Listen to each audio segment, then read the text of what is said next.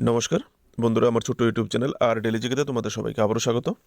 আজকে আমি তোমাদের জন্য নিয়ে আসলাম 17 নভেম্বর থেকে 22 নভেম্বর 2024 পর্যন্ত কিছু selected current affairs GK MCQ, যেগুলি তোমাদের কম্পিটিটিভ এক্সাম, যে কোনো রকমের এক্সামের জন্য খুবই গুরুত্বপূর্ণ হবে। কোশ্চেনগুলি ভালো লাগলে একটা লাইক দিও ভিডিওটাতে, আর চ্যানেলটাকে সাবস্ক্রাইব করে পাশে থাকো এরকমের আরও ভিডিওর জন্য। আমাকে কমেন্টে আমি পেয়েছিলাম, দু তিনজন আমাকে বলেছিল যে কারেন্ট অ্যাফেয়ার্সগুলি বাংলায় আনার জন্য। আমি সাধারণত ইংলিশ আর হিন্দিতে করে থাকতাম। যেহেতু তোমরা আমার ভিউয়ার, তোমাদের সুবিধাই আমার সুবিধা, তো আজকে আমি কোশ্চেনগুলো বাংলাতেই আনলাম। ইংলিশটা রেখে দিয়েছি, যারা কম্পিটিটিভ এক্সাম দেবে ইংলিশটা পড়ে নিলে একটু প্র্যাকটিস থাকে ভালো হয়, কারণ কম্পিটিটিভ এক্সামে তো তোমাদেরকে বাংলাতে কোশ্চেন দেওয়া হবে না, সেই জন্য ইংলিশে কোশ্চেনটা আমি রেখে দিয়েছি। ঠিক আছে, এখান থেকে দেখে নিতে পারো। এখানে প্রথম কোশ্চেনটা জিজ্ঞেস করা হয়েছে, কোন দেশ 31তম এশিয়া প্যাসিফিক ইকোনমিক কোঅপারেশন অর্থনৈতিক নেতাদের বৈঠকের আয়োজন করেছে? একটা গুরুত্বপূর্ণ organisation APEC, Asia Pacific economic cooperation 31তম এই অর্থনৈতিক নেতাদের বৈঠক কোন দেশ আয়োজন করেছে? সেটা করেছে পেরু। পেরুর যে রাজধানী আছে লিমাতে এই 21টা সদস্য, এই অর্গানাইজেশনে 21টা সদস্য দেশ আছে যাদের নেতারা অংশ নিয়েছে। ঠিক আছে, থিম ছিল ক্ষমতায়ন, অন্তর্ভুক্তকরণ এবং বড় হও এই মিটিংয়ের। আর এখানে 21টা সদস্য দেশের মধ্যে অর্থনৈতিক সম্পর্কের উন্নতি কীভাবে করা যায় এই উদ্দেশ্যেই এই মিটিংটা করা হয়েছিল পেরু লিমাতে। দেখো এই যে এখানে যে সদস্য দেশগুলি কতটুকু ইম্পর্টেন্ট। বিশ্বের জনসংখ্যার প্রায় 40% এই 21টা দেশেই বসবাস করে, 40%। আর তাছাড়া বিশ্বের যে বিশ্ব বাণিজ্যের প্রায় 50% অবদান রাখে, 50%, প্রায় অর্ধেক বিশ্ব বাণিজ্যের পুরো অর্ধেক এই 21টা দেশেই করে থাকে। আর বিশ্ব জিডিপির টোটাল জিডিপির 60% ধারণ করে এই দেশগুলি, খুবই গুরুত্বপূর্ণ। নেক্সট যে Asia Pacific economic cooperation meeting হতে যাচ্ছে, সেটা হবে 2025 সালে হবে দক্ষিণ কোরিয়াতে, 26 সালে চীনে, আর 2027 সালে ভিয়েতনামে আয়োজিত হবে। পরের কোশ্চেনটা দেখে নিই। 2023 সালের জন্য শান্তি, নিরস্ত্রীকরণ এবং উন্নয়নের জন্য ইন্দিরা গান্ধী পুরস্কার কাকে দেওয়া হয়েছে? তো মেইনলি তোমাদেরকে যদি প্রশ্ন করে ইন্দিরা গান্ধী পুরস্কার কে কে পেয়েছে, শান্তি, নিরস্ত্রীকরণ এবং উন্নয়নের জন্য একতা নাও বলতে পারে ইন্দিরা গান্ধী পুরস্কার কে কে পেয়েছে। তো তারা ইন্দিরা গান্ধী পুরস্কারটা কী কারণে দেওয়া হয় তোমরা কোশ্চেনেই দেখে নিয়েছো, শান্তি, নিরস্ত্রীকরণ এবং উন্নয়নের জন্য ইন্দিরা গান্ধী পুরস্কারটা দেওয়া হয় তাকে। কাকে দেওয়া হয়েছে এই পুরস্কার এবার? ড্যানিয়েল বারেনবুইম আর আলী আবু। ড্যানিয়েল বারেনবুইমকে, ওনার ডিটেলসটা এখানে, উনি একজন পিয়ানো বাদক এবং কন্ডাক্টর, যিনি বিশ্বের নেতৃস্থানীয় অর্কেস্ট্রার সাথে অভিনয় এবং পরিচালনার জন্য বিখ্যাত। ওনার যে কৃতিত্ব আপনারা কিন্তু বাংলায় লেখা আছে, তোমরা একটু পরে দেখে নিতে পারবে। 27টা কোশ্চেন আছে টোটাল। আমি যদি একটা কোশ্চেনে বেশি সময় স্পেন্ড করি তাহলে ভিডিওটা অনেক লম্বা হয়ে যাবে, তো বাংলায় লেখা আছে, তোমরা নিজেরও পরে নিয়ে বুঝতে পারবে।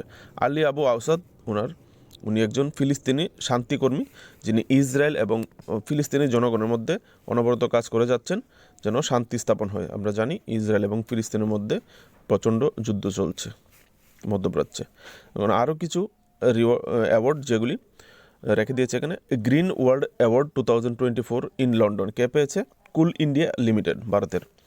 73rd মিস ইউনিভার্স 2024 কে জিতেছে? ভিক্টোরিয়া কে জির তেইলভিং, ডেনমার্কের। সেকেন্ড হয়েছেন চান্ডিমা অ্যাডেড সিনহা, নাইজেরিয়া। থার্ড হয়েছে, নামগুলো তোমরা এখান থেকে দেখে নিও, ইংলিশ নেম প্র্যাকটিস না থাকলে, মারিয়া ফার্নান্ডা বেলট্রন, মেক্সিকো। তৃতীয় হয়েছে, প্রথমটাই দেখে নিও, সেকেন্ড আর তৃতীয় এগুলি এত ইম্পর্টেন্ট হয় না। যে মিস ইউনিভার্স পেয়েছে ওটা দেখে নিলেই যথেষ্ট। ডেনমার্কের Victoria. First Indian to win miss grand international 2024, এটা কিন্তু খুবই ইম্পর্টেন্ট। কেন? কারণ সেটা প্রথম কোনো ভারতীয় এই পুরস্কারটা পেয়েছে, মিস গ্র্যান্ড ইন্টারন্যাশনাল 2024। এটা আর কখনো কেউ পায়নি, যে কারণে এটা একটা ইম্পর্টেন্ট কোশ্চেন তোমাদের জন্য, রাসেল গুপ্তা। হ্যাঁ, Fiji highest civilian award, Fiji highest civilian award কাকে দেওয়া হয়েছে? শ্রী শ্রী রবিশঙ্কর, শ্রী শ্রী রবিশঙ্করজিকে আমরা সবাই জানি। তারপর US based, America basis global finance magazine মাধ্যমে, যেটা ইউএস বেসড, হ্যাঁ, গ্লোবাল ফাইন্যান্স ম্যাগাজিন যেটা ইউএস বেসড আমেরিকার একটা গ্লোবাল ফাইন্যান্স ম্যাগাজিন, এই ম্যাগাজিনে কোন সেন্ট্রাল ব্যাংকারকে উপরে রাখা হয়েছে, টপ সেন্ট্রাল ব্যাংকারের অ্যাওয়ার্ড দেওয়া হয়েছে? সেটা হচ্ছে আরবিআই এর গভর্নর, আমাদের রিজার্ভ ব্যাঙ্ক অফ ইন্ডিয়ার গভর্নর শক্তিকান্ত দাসকে A+ রেটিং ওনাকে দেওয়া হয়েছে। 3 নম্বর কোশ্চেনে যাব। Kho kho federation of India and the, বাংলাতেই বলি, কোকো ফেডারেশন অফ ইন্ডিয়া এবং আন্তর্জাতিক কোকো ফেডারেশন ঘোষণা করেছে যে উদ্বোধনী কোকো বিশ্বকাপ 2025 সালে দেশে অনুষ্ঠিত হবে। এখানে জিজ্ঞেস করেছে কোকো ফেডারেশন অফ ইন্ডিয়া, যে খোখো খেলা যে হয়, খোখো খেলা ফেডারেশন অফ ইন্ডিয়া এবং আন্তর্জাতিক খোখো ফেডারেশন দুজন মিলে ঘোষণা করেছে খোখো একটা বিশ্বকাপ উদ্বোধন করা হবে। এর আগে কোনো খোখো বিশ্বকাপ খেলা হয়নি, ঠিক আছে, প্রথম খোখো বিশ্বকাপ খেলা হবে। সেই সূত্রে কিন্তু এই কোশ্চেনটা খুবই ইম্পর্টেন্ট। প্রথম ইন্ডিয়াতেই এই খেলার উদ্বোধন করা হবে। তোমরা এখান থেকে দেখে নিতে পারো। এখানে 6টি মহাদেশ থেকে এখানে 24টি দেশের অংশগ্রহণকারী, 16টি পুরুষ দল অংশ নেবে এবং 16টি মহিলা দল অংশ নেবে। এর জন্য এই বিশ্বকাপের প্রস্তুতির জন্য ভারতের কী কী প্রস্তুতি আপনারা পরের লাইনগুলি পড়লে দেখে নিতে পারবেন। 4 নম্বর কোশ্চেন, ফাইনালে কোন দলকে হারিয়ে ভারত 8ম মহিলা এশিয়ান চ্যাম্পিয়ন্স ট্রফি জিতেছে? এটা আমি শর্ট আগে একটা বানিয়েছিলাম আপনাদের জন্য। সেটা ভারত চায়নাকে হারিয়ে তৃতীয়বারের মতো নারী এশিয়ান চ্যাম্পিয়ন্স ট্রফি জিতেছে। এর আগে 2016-তে এবং 2023-এ এই শিরোপা জিতেছিল। আর কোথায় খেলা হয়েছিল? বিহারের রাজগীর হকি স্টেডিয়ামে এই খেলাটা হয়েছিল। পরের কোশ্চেনে যাব। অর্থমন্ত্রী নির্মলা সীতারমণ এসবিআইয়ের আইকনিক হর্নিম্যান সার্কেল শাখার 100 বর্ষ উপলক্ষে একটি বিশেষ টানা স্মারক মুদ্রা উন্মোচন করেছেন। ড্যাশে কী হবে এখানে জিজ্ঞেস করা হয়েছে। অর্থমন্ত্রী নির্মলা সীতারমণ এই এসবিআইয়ের যে হর্নিম্যান সার্কেল ব্রাঞ্চের 100 বর্ষ উপলক্ষে এসবিআইকে মানে সম্মান জানানোর স্বার্থে একটা 100 টাকার কয়েন উনি মুদ্রিত করেছেন। এখান থেকে দেখতে পারেন 100 টাকার কয়েন, হ্যাঁ, খুবই গুরুত্বপূর্ণ। আমাদের ত্রিপুরাতে তো ওয়েস্ট ত্রিপুরাতে 10 টাকার কয়েনই নিতেছে না। 100 টাকার কয়েন হলে তো হার্ট ফিল করে যাবে কাউকে যদি 100 টাকার কয়েন অফার করা হয়। পরের কোশ্চেনটায় যাব। 38তম লিডস আন্তর্জাতিক চলচ্চিত্র উৎসবে মনোজ বাজপেয়ী অভিনীত কোন চলচ্চিত্রটি যুক্তরাজ্যের সেরা চলচ্চিত্রের পুরস্কার জিতেছে? মনোজ বাজপেয়ী আমরা জানি ফেমাস অ্যাক্টর, ওনার অভিনীত কোন চলচ্চিত্রটি যুক্তরাজ্যের সেরা চলচ্চিত্রের পুরস্কার জিতেছে?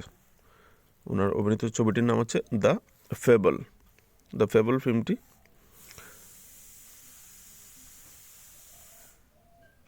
দ্য ফেবল ফিল্ম ফেস্টিভ্যালে জুড়ে ঢেউ তৈরি করেছে। রাম রেড্ডি, আর পরিচালক ছিল রাম রেড্ডি দ্বারা পরিচালিত, আর এবং অস্কার বিজয়ী শিকা এন্টারটেনমেন্ট দ্বারা সমর্থিত। আপনারা দেখে নিতে পারেন মনোজ বাজপেয়ী। আপনারা যারা গ্যাংস অফ বাজেপুরে দেখেছেন, ওনার অ্যাক্টিং অসাধারণ পারফরমেন্স। পরের কোশ্চেনটা যাব। মার্কিন যুক্তরাষ্ট্রের নবনির্বাচিত রাষ্ট্রপতি ডোনাল্ড ট্রাম্প কর্তৃক ন্যাশনাল ইন্টেলিজেন্স DNI এর পরিচালক হিসেবে কাকে নিযুক্ত করেছেন? মানে মার্কিন গোয়েন্দা সংস্থার প্রধান হিসেবে কাকে নিযুক্ত করেছেন?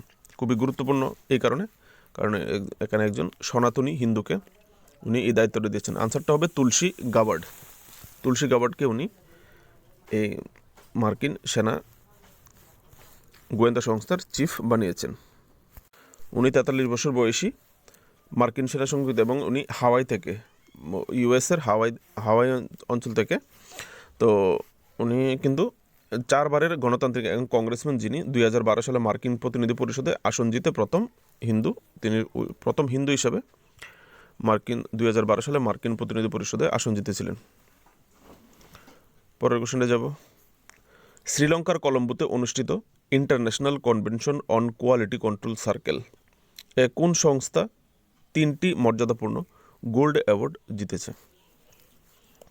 এটা গোল্ড অ্যাওয়ার্ডটা জিতেছে রাষ্ট্রীয় ইস্পাত নিগম লিমিটেড, যেটাকে RINL বলা হয় শর্ট ফর্মে। পরের কোশ্চেনে যাব।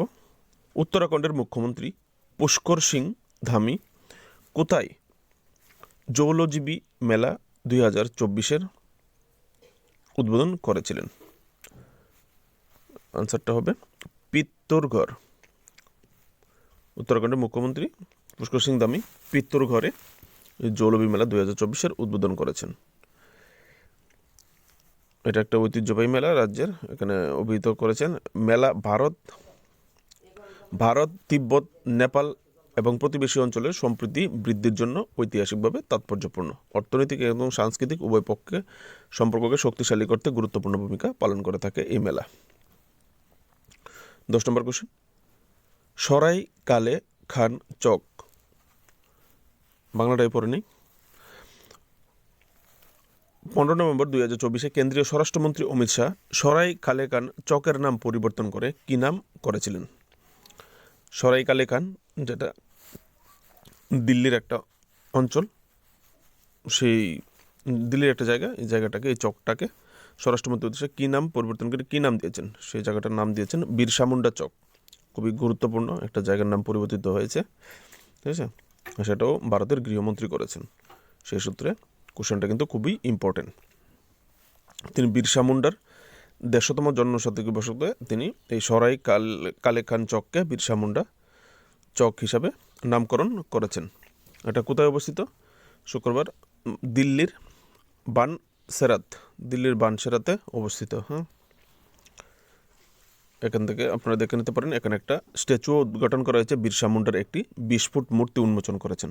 আপনাদেরকে যদি জিজ্ঞেস করা হয় রিসেন্টলি বিরসা মুন্ডার 20 ফুটের মূর্তি কোথায় উদ্বোধন করা হয়েছে, তাহলে আপনারা বলতে পারবেন দিল্লির বানসেরাতে এটা উদ্বোধন করা হয়েছে। পরের কোশ্চেনে যাব। কোন ভারতীয় টেনিস খেলোয়াড় 15 নভেম্বর 2024 পেশাদার টেনিস থেকে অবসর ঘোষণা করেছিলেন? আনসারটা হবে প্রজনেশ গণেশ্বর, যিনি শুক্রবার 15 নভেম্বর 2024 এশিয়ান গেমসের পদক বিজয়ী প্রজনেশ গণেশ্বর পেশাদার টেনিস থেকে অবসর ঘোষণা দিয়েছেন। 35 বছর বয়সী ভারতীয় টেনিস খেলোয়াড়, উনি 2018 জাকার্তা এশিয়ান গেমসে ব্রোঞ্জ পদক জিতেছিলেন। পরের কোশ্চেনে যাব। 18 নভেম্বর 2024 তারিখে G20 শীর্ষ সম্মেলন শুরু হয়েছিল। কোন দেশ এই বছর শুরু হয়েছিল? কোন দেশ এই বছর G20 শীর্ষ সম্মেলন আয়োজন করেছেন? এর উত্তরটা হবে G20 শীর্ষ সম্মেলন ব্রাজিল এবার উদ্বোধন করে। ব্রাজিলের রিও ডি জেনেরোতে এই G20 সম্মেলনটা আয়োজন করা হয়েছিল। এখানে G20-র 19টা সদস্য দেশ এবং সঙ্গে আফ্রিকান ইউনিয়ন এবং ইউনিয়নের নেতাদেরও উপস্থিতিতে এই সম্মেলন হয়েছিল 18 এবং 19 নভেম্বর। পরের কোশ্চেনটা যাব। ভিশন নেক্সট প্রোগ্রাম, মানে ভিশন নেক্সট কর্মসূচি কেন্দ্রীয় সরকার দ্বারা প্রবর্তিত হয়েছে নিম্নলিখিত কোন শিল্পকে উৎসাহ প্রদান করার জন্য? এখানে 4টা শিল্প দেওয়া আছে। কোন শিল্পকে উৎসাহ প্রদান করার জন্য ভিশন নেক্সট প্রোগ্রাম চালু করেছে কেন্দ্রীয় সরকার? এটা হচ্ছে আনসারটা হবে টেক্সটাইল ম্যানুফ্যাকচারিং ইন্ডাস্ট্রি, বস্ত্র শিল্প, ঠিক আছে? বস্ত্র শিল্পকে উৎসাহিত করার জন্য করা হয়েছে। কে করেছে এখানে দেখতে পারেন। সম্প্রতি একথা জানিয়েছেন কেন্দ্রীয় বস্ত্রমন্ত্রী গিরিরাজ সিং। উনি মিডিয়াতে এসে এই কথা বলেছেন, ঠিক আছে? তিনি বলেছেন ভারতের টেক্সটাইল ডিজাইনিং শিল্প এখন বর্তমানে $146 বিলিয়ন উন্নীত হয়েছে। ওনাদের লক্ষ্য 2030 সালের মধ্যে $350 মিলিয়ন নিয়ে যাওয়া ভারতের বস্ত্রশিল্পকে, ঠিক আছে? আর এখানে বর্তমানে কাজ করছে ভারতের টেক্সটাইল শিল্পের সঙ্গে, যে বস্ত্রশিল্পের সঙ্গে 4,60,00,000 মানুষ বর্তমানে কর্মসংস্থান রয়েছে। 2030-এর মধ্যে লক্ষ্য হচ্ছে সরকারের 6 কোটিতে উন্নীত করা। পরের কোশ্চেনে যাব।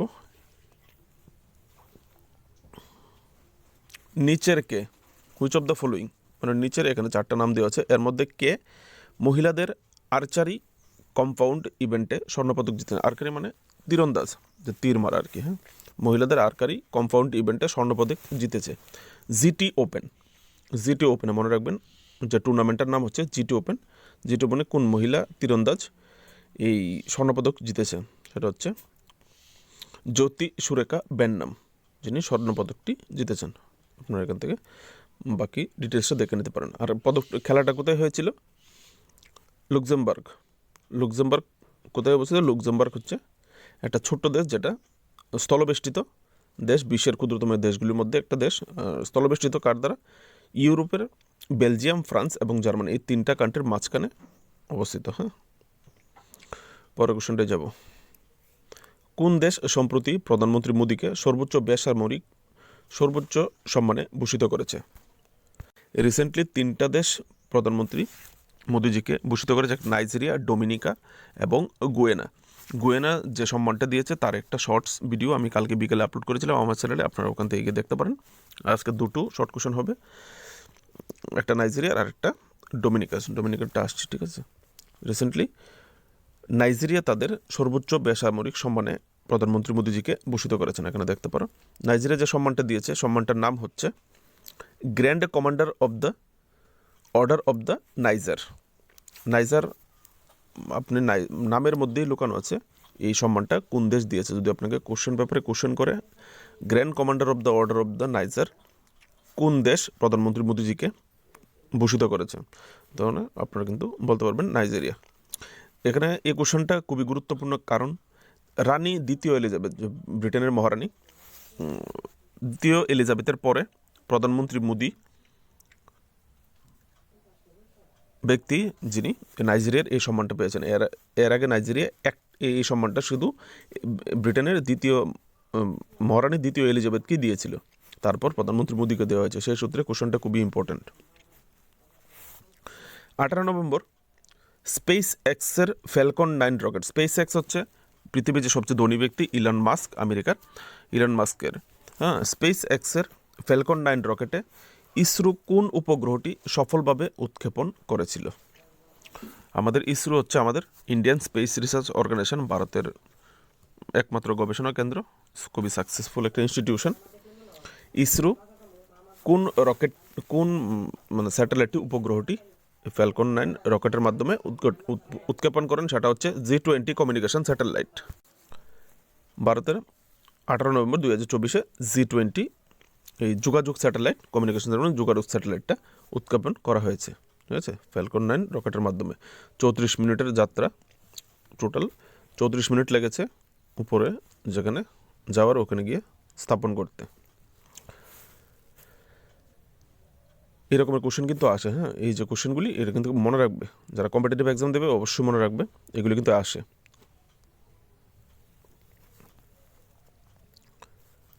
তারপরের কোশ্চেনটা 19 নভেম্বর কেন্দ্রীয় স্বরাষ্ট্রমন্ত্রী অমিত শাহ কর্তৃক সর্বভারতীয় পুলিশ বিজ্ঞান কংগ্রেসের সুবর্ণ জয়ন্তী সংস্করণ কোথায় উদ্বোধন হয়েছিল? এটা গান্ধীনগর হয়েছিল, গুজরাটের গান্ধীনগর। হ্যাঁ, all India police science conference ঐতিহাসিক সুবর্ণ জয়ন্তী হয়েছিল, কোথায় হয়েছিল? ওখানে গান্ধীনগরের দহেগাম তালুকের লাবাদে, হ্যাঁ, লাবাদে এটা হয়েছিল, দহেগাম তালুকের লাবাদে। ওনার সঙ্গে কে কে ছিল আরও? এখানে জাতীয় প্রতিরক্ষা বিশ্ববিদ্যালয়ের মুখ্যমন্ত্রী শ্রী ভূপেন্দ্র প্যাটেলের পাশাপাশি কেন্দ্রীয় স্বরাষ্ট্রমন্ত্রী অমিত শাহ উদ্বোধন করেছিলেন। পরের কোশ্চেনটা যাব। 20 নভেম্বর গোয়াতে একটি জমকালো অনুষ্ঠানের মাধ্যমে আন্তর্জাতিক চলচ্চিত্র উৎসবের কোন সংস্করণ শুরু হয়েছিল? যে ইন্টারন্যাশনাল ফিল্ম ফেস্টিভ্যাল যেটাকে বলা হয়, কততম ইন্টারন্যাশনাল ফিল্ম ফেস্টিভ্যালের আন্তর্জাতিক চলচ্চিত্র উৎসবের আয়োজন গোয়াতে করা হয়েছিল? সেটা হচ্ছে 55তম ইন্টারন্যাশনাল ফিল্ম ফেস্টিভ্যাল। হ্যাঁ, 55তম আন্তর্জাতিক চলচ্চিত্র উৎসবের আয়োজন করা হয়েছে কবে? 20 নভেম্বর। পরের কোশ্চেনটা যাব। দুবাই স্পোর্টস কাউন্সিল কাকে দুবাইয়ের স্পোর্টস অ্যাম্বাসেডর হিসেবে নিযুক্ত করেছিলাম? আমি একটা শর্ট করেছিলাম পরশুদিন, সানিয়া মির্জাকে ভুলবশত শর্টসে ঠিক বলেছিলাম, কিন্তু একটা লং ভিডিওতে সানিয়া মির্জাকে আমি ব্যাডমিন্টন প্লেয়ার বলেছিলাম। উনি ব্যাডমিন্টন প্লেয়ার নয়, উনি টেনিস প্লেয়ার। আমি পরে কমেন্ট সেকশনে ঠিক করে দিয়েছিলাম, আমাকে একজন কেউ এই ভুলটা ধরিয়ে দিয়েছিল। তো দেখে নেব। সানিয়া মির্জার সঙ্গে সঙ্গে এই দুবাই স্পোর্টস কাউন্সিলের মাধ্যমে দুবাইয়ের ব্র্যান্ড অ্যাম্বাসেডর হরভজন সিং, আমাদের ক্রিকেটার হরভজন সিংকেও এই স্পোর্টস অ্যাম্বাসেডর হিসেবে নিযুক্ত করা হয়েছে। দুবাইয়ের স্পোর্টস কাউন্সিল প্রাক্তন ভারতীয় ক্রিকেটার হরভজন সিং এবং মহিলা টেনিস খেলোয়াড় সানিয়া মির্জাকে ক্রীড়াদূত হিসেবে নিযুক্ত করেছে। এর আগে আরও দুইজন দূত ছিলেন। একজন ছিলেন রাশিয়ার খাবিব নূর মাগুদেবদ আর ফরাসি ফুটবলার খেলোয়াড় প্যাট্রিস এব্রার। দুইজন আগে ছিল, এই দুইজনের সঙ্গে এখন হরভজন সিং এবং সানিয়া মির্জা যুক্ত হবে। এই চারজন প্লেয়ার দুবাইয়ের ইউএইর স্পোর্টসের উন্নয়নে কাজ করবে। 21শে নভেম্বর, পরের কোশ্চেনটা, 21শে নভেম্বর 2024 রাষ্ট্রপতি রামচন্দ্র পাউডেল কাকে নেপাল সেনাবাহিনীর হনোরারি জেনারেল পদে ভূষিত করেছিলেন? এটা হচ্ছে আমাদের ভারতের সেনাপ্রধান জেনারেল উপেন্দ্র দ্বিবেদীজি। আমি পরশুদিন একটা ভিডিও করেছিলাম, ওখানে সেনাপ্রধান বলে দিয়েছিলাম মনোজ পাণ্ডে, সেটা আমি গুগল থেকে ভুল উত্তর পেয়েছিলাম, তার জন্য সরি। পরে আমি কমেন্ট সেকশনে ঠিক করে দিয়েছিলাম। তো নেপালের যদি কোশ্চেন করে, নেপালের সেনাবাহিনীর অনারারি জেনারেল পদে মানে কাকে ভূষিত করা হয়েছিল? জেনারেল উপেন্দ্র দ্বিবেদী। পরের কোশ্চেনটা যাব। কোন রাজ্য সরকার সম্প্রতি বৈদ্যুতিক গাড়ির জন্য রাস্তা এবং নিবন্ধন করের উপর, কর মানে ট্যাক্সের উপর 100% ছাড় দিয়েছেন? কোন রাজ্যে? যদি কোনো ইলেকট্রিক যত গাড়ি আছে, ইলেকট্রিক গাড়িদেরকে রোড ট্যাক্স এবং যে নিবন্ধন ট্যাক্স আছে এগুলি থেকে, ইন্স্যুরেন্স ট্যাক্স এগুলি থেকে ছাড় দেওয়া হয়েছে। সেটা হচ্ছে তেলেঙ্গানা। এখান থেকে আপনারা দেখে নিতে পারেন ডিটেলসটা। আর এই ছাড়টা 31 ডিসেম্বর 2026 পর্যন্ত থাকবে। পরের কোশ্চেনটা যাব। সম্প্রতি কোন রাজ্যের উপকূলীয় গ্রামগুলিকে ইউনেস্কো সুনামি রেডি হিসেবে স্বীকৃতি দিয়েছে? খুবই গুরুত্বপূর্ণ একটা কোশ্চেন, কারণ সমুদ্র উপকূলে এখানে জিজ্ঞেস করা হয়েছে সমুদ্রে যে উপকূল হয়, উপকূলের যে গ্রামগুলি থাকে, ইউনেস্কো দ্বারা কোন রাজ্যের এই সমুদ্র উপকূলের গ্রামগুলিকে সুনামি রেডি মানে যে কোনো সময় জল উচ্ছ্বাস ক্ষতি হতে পারে, রেডি হিসাবে স্বীকৃতি দিয়েছে? সেটা হচ্ছে উড়িষ্যার উপকূলে যে গ্রামগুলি আছে সমুদ্র উপকূলে, এই গ্রামগুলিকে সুনামি রেডি হিসাবে স্বীকৃতি দিয়েছে ইউনেস্কো দ্বারা। ইউনেস্কোর কাজ কি? ইউনেস্কোর কাজ হচ্ছে সচেতনতা এবং কৌশলের মাধ্যমে মানুষকে সাহায্য করে এর লক্ষ্য। পরের কোশ্চেনে যাব। সম্প্রতি দেশের নতুন comptroller and auditor general, very very very very important একটা question. Comptroller and auditor general কিন্তু ভারতবর্ষের একটা গুরুত্বপূর্ণ ব্যক্তি। সো উনি নতুন নিযুক্ত হয়েছেন, সেই হিসাবে ওনার নামটা কিন্তু মনে রাখবেন। হ্যাঁ, কম্পট্রোলার কাকে নিযুক্ত করা হয়েছে? সঞ্জয় মূর্তিকে। অনেকদিন গিরিশচন্দ্র মুর্মু অনেকদিন কম্পট্রোলার অ্যান্ড অডিটর জেনারেল ছিলেন, ওনাকে এবার চেঞ্জ করা হয়েছে। হ্যাঁ, ওনার জায়গায় সঞ্জয় মূর্তি এবার ভারতের কম্পট্রোলার অ্যান্ড অডিটর জেনারেল। আমি কিন্তু কিছুদিন আগে ত্রিপুরা পলিউশন উপলক্ষে একটা ভিডিও বানিয়েছিলাম, তখনও কিন্তু গিরিশচন্দ্র মুর্মু ছিলেন। হ্যাঁ, আপনারা যারা ওই ভিডিওটা দেখেছিলেন আর এখন যদি এই ভিডিওটা দেখে থাকেন, তাহলে কিন্তু গিরিশচন্দ্র মুর্মু চেঞ্জ হয়ে গেছে। তিনি যখন জম্মু কাশ্মীর যখন কেন্দ্রশাসিত অঞ্চলে পরিণত হয়, তখন উনি লেফটেন্যান্ট গভর্নর হিসেবে কাজ করেছেন। বর্তমানে উনি শিক্ষা মন্ত্রকের উচ্চশিক্ষা বিভাগের সচিব হিসাবে কর্মরত। তারপর, which country has recently approve a new constitution? কোন দেশ সম্প্রতি একটি নতুন সংবিধানের অনুমোদন করেছেন? সেটা হচ্ছে গাবন। গাবনে একটি নতুন গণভোট হয়েছে। গণভোটের মাধ্যমে 91% লোক নতুন সংবিধানের পক্ষে ভোট দিয়েছে। এখানে এই সংবিধানের মাধ্যমে 55 বছর ধরে চলে আসা যে বংশানুক্রমিক শাসন ছিল এই গ্যাবনে, সেটার অবসান লক্ষ্য ছিল অবসান ঘটানো। বাস এই সূত্রেই এই গণভোট আয়োজন করেছে।